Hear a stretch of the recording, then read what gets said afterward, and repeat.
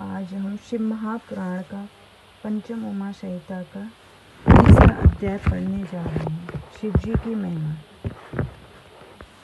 सनत कुमार जी बोले, महात्मा उपमन्यु जी के ऐसे वचनों को सुनकर श्री कृष्ण ने बड़ा आश्चर्य हुआ। उन्होंने शांतिचित हो उन महामुनि की बड़ाई की और उनकी कृपा से शिव जी की कृपा मांगी। महात्मा उपमन्यु ने कहा,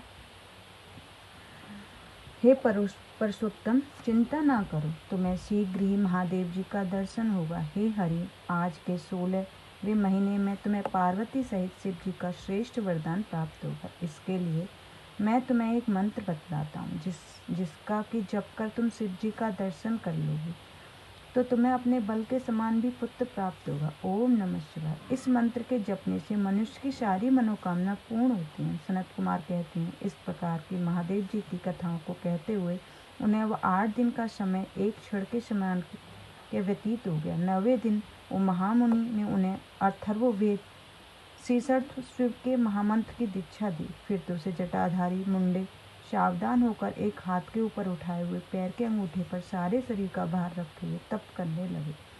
16 महीने के आते ही पार्वती सहित महादेव जी प्रकट होकर श्री कृष्ण के दर्शन दिया। पार्वती सहित शिव का दर्शन कर श्री कृष्ण प्रसन्न हो गए। उन्होंने हाथ जोड़कर सिर झुकाकर अनेक प्रकार की स्तुतियों से उन्हें संतुष्ट किया। आकाश से फूलों की वर्षा हुई तब गंधर्वों सहित देवता, विद्याधर और बड़े बड़े सर्पों ने उत्तम स्तोत्रों द्वारा भगवान रुद्र की स्तुति की। तब पार्वती को मुख देखते हुए भक्त वत्सल शिव जी प्रसन्न होकर श्री कृष्ण से बोले, हे कृष्ण, मैं तुम पर प्रसन्न हूँ, वर मांगो। तब उनके ऐसे वचन सुनकर श्री कृष्ण आनंद पूर्वक अंजलि बांधकर सब स्वामी के शिव जी को प्रणाम करते बोले, हे महादेव जी, हे नाथ, हे महेश्वर, मैं आपसे 8 उत्तम वरों को मांगता हूँ। पहला यह कि नित्य तुम में मेरी मति लगी रहे। दूसरा, अटल यश। तीसरा, सामर्थ्य। चौथा, आप में सर्वदा स्थिर रहूं, अनुराग। 5वां, मेरे 10 पुत्र। छठा, मेरे अभिमानी शत्रुओं का नाश। 7वां, शत्रुओं से मेरा कहीं तिरस्कार न हो। और 8वां, यह कि मैं सब योगियों में अति प्रिय हूँ, ये देवों के स्वामी हैं। यही 8 वर मुझे आप दीजिए। सनत कुमार जी कहते हैं, जब श्री कृष्ण के ऐसे वचनों को सुनकर भगवान शिव उनसे बोले कि तुम्हारे ये सब वर पूर्ण होंगे। तुम्हारा पुत्र श्याम बड़ा पराक्रमी होगा। जो कुछ तुमने इच्छा की वह सब तुम्हारी इच्छा पूर्ण होगी।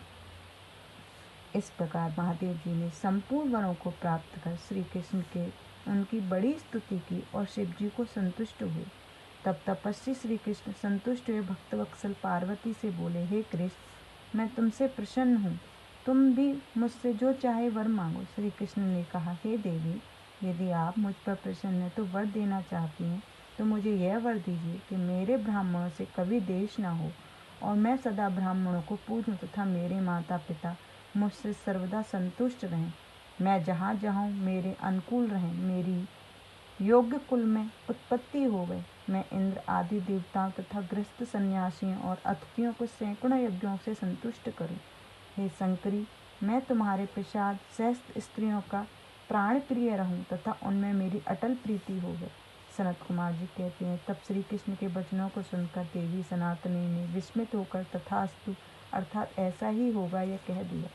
इस प्रकार श्री कृष्ण के ऊपर कृपा कर उन्हें सारा वरदान दे। यह पार्वती और शिव वहीं अंतर्ध्यान है। मनुष्य उस समय कृष्ण जी कृतार्थ हो शीघ्र उपमन्यु के आश्रम चले गए। वहां पहुंचकर उपमन्यु मुनि को प्रणाम कर उनसे पूछा, हे मुनीश्वर, क्या संसार में शिव से बढ़कर कोई अति क्रोधी और महाज्ञानी है?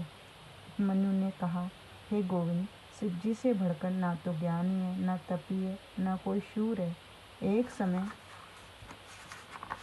जो ब्रह्मा लोक में महात्मा योगी ब्रह्मदंडी के सहस्त्र नाम से भगवान की स्तुति की तो शिव की वही स्त्रोत सर्व कामदायक हो गया, जिस संख्य से गीत विज्ञानी निकुंड के समान आज तक पढ़ते हैं। हे कृष्ण, उसका नित्य स्मरण कर तुम शंकर भगवान को प्राप्त हो जाओ। महात्मा उपमन्यु के ऐसे सुनकर उन्हें नमस्कार करते हुए शिव जी को मन में स्मरण करते हुए श्री कृष्ण द्वारकापुरी चले। हे मुनिश्रेष्ठ, यह कारण है कि जो श्री कृष्ण संसार में सबसे अजय और कृतकृत्य हुए दशरथ के पुत्र रामचंद्र जी भी भक्ति पूर्वक शिव जी पर पूजा और कृतार्थ तथा सर्व विजयी हुए। उन्होंने भी पहले से पर्वत पर जाकर शिव जी का बड़ा तप किया था और शिव जी से उन्हें ज्ञान तथा धनुष बाण प्राप्त हुआ था। शिव जी की पूजा से ही समुद्र में पुल बांधकर लंका में जाकर कुटुंब सहित रावण को मारकर अपने घर लौटकर संपूर्ण पृथ्वी को भोगे थे। महात्मा परशुराम ने ये तप सर्वव्यापी शिव की पूजा कर क्षत्रियों को नष्ट किया था। शिव जी ने भी उन्हें यह पुरुष प्राप्त हुआ था जिस फर से द्वारा उन्हें क्षत्रियों को 21 बार भस्म किया था। शिव जी की प्रसन्नता से पराशर मुनि को जरा मृत्यु रहित योग गिंद्र वेद व्यास नामक पुत्र प्राप्त हुआ था। हे मुनीश्वर, इस प्रकार मैंने तुमसे संक्षेप में शिव जी का चरित्र का वर्णन किया। विस्तार में तो क्या शेष जी भी नहीं कह सकते। इति शिव महापुराण 5वीं उमा सहित 3रा अध्याय समाप्त। जय गुरु जी, शुक्राना गुरु जी। ओम नमः शिवाय। शिव जी सदा शिवाय। ओम नमः शिवाय।